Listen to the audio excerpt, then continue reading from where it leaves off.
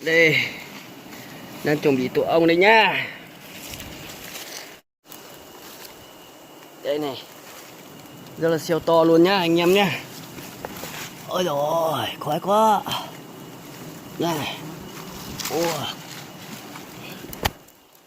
đây. Khoái quá anh em ơi. Cá đi. Ồ, ca đi nha. Không cần gì nhé. Nào, giữ điện thoại đi. Này, chuẩn bị cá nha. Ca đi nha. Xem nha. Này, Tuần mượt nha. đàn lát, chuẩn lát. Ai à, Ôi trời ơi. Đây nè. không chuẩn không lấy tiền nhá.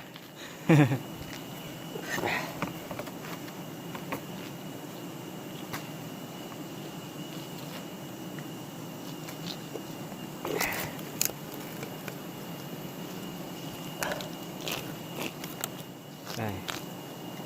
Ôi trời ơi. Ui ú.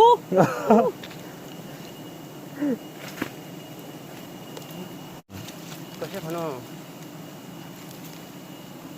Sao tao nó lại xuống?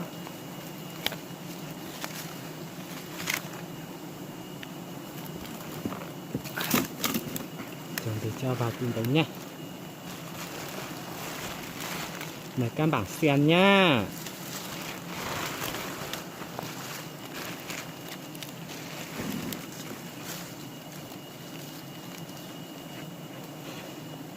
Ken nó ra.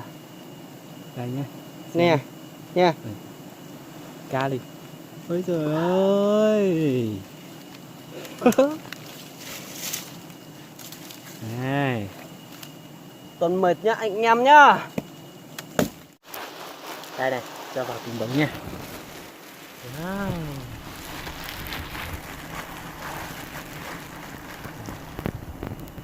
Còn nhiều lắm. Cá một tí.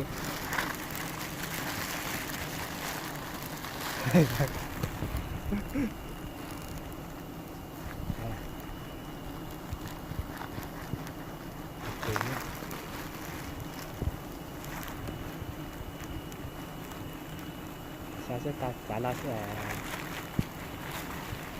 ôi giời ơi. Ngồi tay dưới nữa không? Xong rồi. Đây này. Nhìn nhìn thôi. Chặt to. Ây da, khối sát to đi. Đây.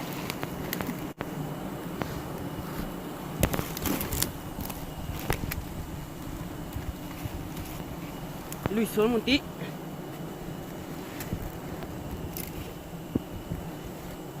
Khối than tao rồi xong rồi. Cho lâu, cho.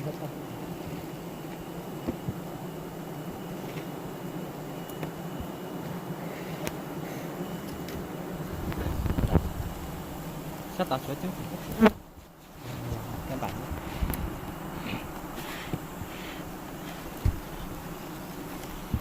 Không, chủ ăn nhiều lắm.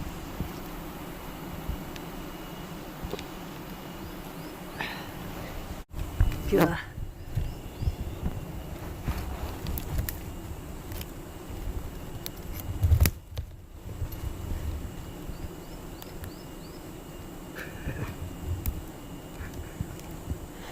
Đây. Đây, mật đây anh em ơi. Đây. Wow. Cho vào tìm bóng đây nha. Ông bay nhiều lắm. Các bạn thấy chưa? Giữ đây. Giữ đây cát cho. Giữ đi. Đây. Xem ông bay nhiều lắm các bạn.